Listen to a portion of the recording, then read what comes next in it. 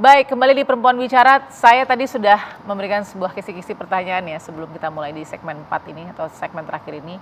Bagaimana penyelesaian kasus ya dan hukum tadi yang sempat kita sentuh ya, disparitas hukum. Vonis-vonis yang terjadi di kasus-kasus yang kita bahas juga di Perempuan Bicara sepanjang 2022 ini memuaskan atau tidak sih? Mungkin Mbak Andi dulu. Kalau di Komnas Perempuan kami memperhatikan bahwa biasanya vonis itu menjadi lebih berat ketika korbannya itu adalah masih dalam usia anak tapi dia dianggap di bawah remaja.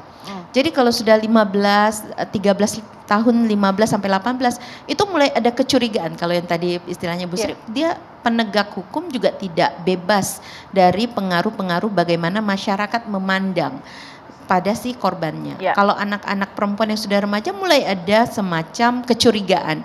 Jangan-jangan mereka juga memprovokasi. Jadi budaya menyalahkan korban ini masih ada.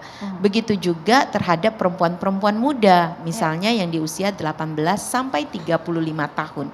Itu biasanya lebih bervariasi ininya. Dibandingkan dengan yang usianya udah 40 tahun ke atas. Karena dianggap, tapi kadang-kadang perempuannya malah diolok-olok ya. Jadi misalnya kalau perempuannya itu sudah lansia dan menjadi korban kekerasan seksual, lalu kita bisa lihat di komentar netizen 62 ya, langsung kok masih mau sih, udah sama nenek-nenek kayak gitu-gitu ya. Jadi itu juga prasangka-prasangka yang di satu sisi sangat ageist gitu ya, jadi diskriminatif terhadap orang dalam usia tertentu, tetapi juga meneguhkan budaya menyalahkan korban. Nah, kami tentunya mendorong seperti tadi saya sampaikan adanya pedoman yang lebih baik untuk memastikan disparitas dari hukuman itu tidak terlalu jauh.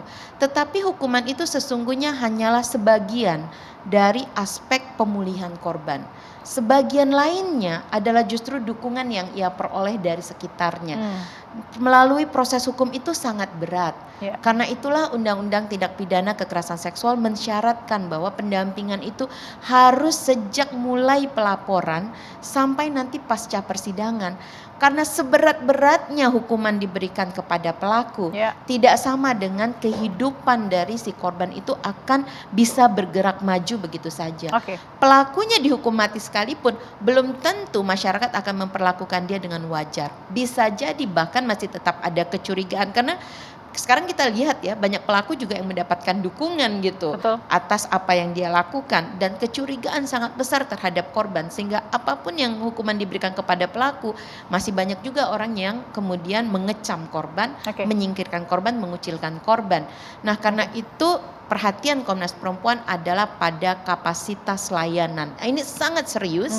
Kita tahu ada upaya untuk menguatkan UPTD ataupun unit pelayanan terpadu untuk penanganan kasus kekerasan terhadap perempuan dan anak. Tetapi ini harus segera diikuti dengan derap yang lebih melangkah, yang lebih cepat. Misal sampai sekarang kita masih menunggu nih 2022 udah menjelang akhir. Direktorat UPPA masih kita nanti. Kita dengarkan bahwa kita ingin jadi direktorat supaya ini belum ada. Focal point yang lebih tegas dari pihak kejaksaan untuk kasus kekerasan perempuan belum ada. Belum ada. Layanan kesehatan masih sangat. Nah perangkat-perangkat ini ya yang harus dikejar. Yang harus kita kejar. Oke, terima kasih Ibu Rostin. Jadi bagaimana vonis-vonis yang jatuh di 2022 ini apakah cukup memenuhi rasa keadilan? Oke, saya enggak akan ke situ deh. Kebetulan saya di himpunan sekolah dan madrasah Nusantara.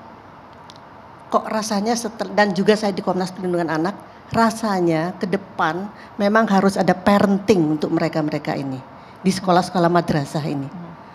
Bener-bener ini sudah sangat mendesak.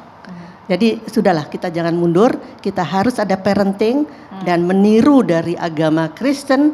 Kita juga mungkin nantinya apalah namanya sebelum menikah harus ada counsel dulu.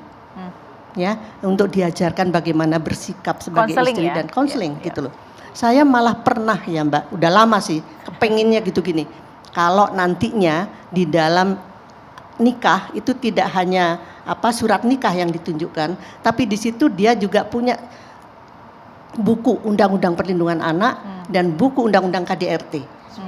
Dibagiin gitu loh pada saat menikah, pada waktu mereka itu honeymoon, pada waktu mereka bulan madu, baca deh bareng-bareng. ya. Oke. Jadi lebih baik itu pencegahan daripada ini nggak ada Jadi sama sekali kan honeymoonnya gitu. edukasi ya. Yes, Oke, gitu loh. baik. Baik, itu sangat ini banget ya, bagus sekali masukan tadi dari Bu Rosin nih, bisa jadi salah satu breakthrough juga. Oke, saya mau dengar dari Mbak Irma dulu. Oke, kalau saya Refleksinya gimana? Iya. Mungkin juga menanggapi gitu dari Ibu Rostin gitu. Kalau biasanya kita sebelum menikah itu kan medical check up, ya kan?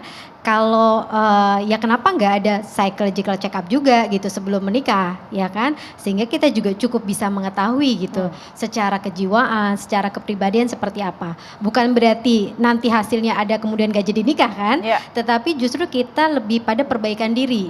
Sehingga kita jauh lebih siap ketika nanti menikah, kemudian memiliki keturunan, berkeluarga gitu. Sehingga memang anak-anak ini tumbuh sehat dari ayah dan ibu yang memang secara emosional ini cukup bisa stabil lah, jadi dewasa secara psikologis. Baik, gitu. masukkan lagi selain medical check up harus psychological check up juga buat yang mau menikah. Silakan Ibu Sri.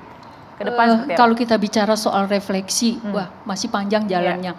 Dari soal struktur tadi sudah dijelaskan oleh Mbak Andi, ada komitmen tapi baru sampai pada lip service. Tidak ada follow up, tidak ada tindak lanjut pada saat proper and fit and proper test, manis semuanya indah. Nah, tapi ada lagi persoalan yang juga dari struktur hukum. Bagaimana Undang-Undang PKDRT mengatakan ulus testis. Satu saksi adalah saksi, tapi kenyataannya paradigma cara berpikir aparat hukum tetap unus testis, nullus testis. Satu saksi bukan saksi, harus dua. Padahal di Undang-Undang PKDRT sudah jelas. Undang-Undang trafficking sudah jelas, Undang-Undang pemberantasan tindak pidana perdagangan orang. Satu lagi, Undang-Undang TPPKS benar juga itu menyebutkan, tapi itu 2004, 2007, 2022, 2004 aja nggak beres-beres. Nah ini persoalan. Barangkali menurut saya dengan adanya komisi-komisi negara ini memperkuat ini. Komisi Komnas Perempuan ada, komisi Kompolnas ada, komisi kejaksaan ada, komisi yudisial ada. Barangkali ini juga kembali disurahkan. Jadi ada di dalam hukum tapi pasal itu hidup. Nah, kalau ini ada intervensi secara struktural masif masuk di dalam kurikulum, saya yakin akan ada perubahan. Terima kasih Ibu Siswari, terima kasih juga Mbak Irma, terima kasih juga Ibu Rosin dan juga Mbak Andi sudah menumpahkan ya semua paling tidak ide dan pengetahuan untuk kita semua sepakat tahun 2023, tahun yang baru nanti kita akan stop begitu ya kekerasan pada perempuan dan anak dan akan lebih baik lagi ke depannya. Terima kasih, sampai jumpa di Perempuan Bicara tahun depan.